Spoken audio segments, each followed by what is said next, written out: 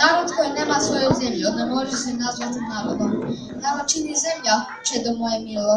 Narod jako ptice i stale koje se sa juga na severa, sa severa na jug. I zrcne zemlju da se nazove zrnja ili da se napase i napije vode. Bojim se ponekad, čedo moje, rasućemo se u druge narode kao vodom iz planine u tuđe reke i nestati kao da nas nikada nije ni bilo.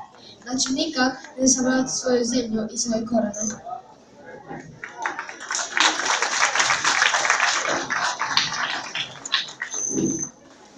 Čedo moje, pesme svita čine narod. Svaka ptica svojim glasom peva i svaki narod ima svoju pesmu i svijetu po kojoj se poznaje. Ako sretne strance, ne pita ga odakle i koja. Pusti ga da zapeva i zasvira i sve će ti se samo kazati.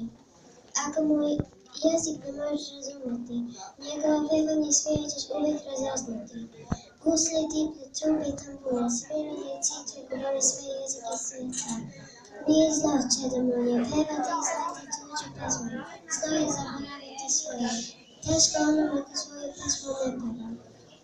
Krila Bog ne daje čovjeku nego anđeo, umjesto krila Bog je čovjeku dao pesmu, da na njoj može letjeti kao anđeo.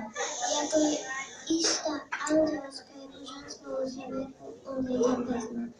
Čuli je pesma, čeri moje, zato da zapamti, čeri moja, nikad neće biti veći hrišćanik ko bude na meni sin.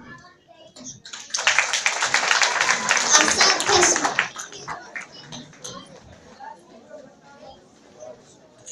Thank you.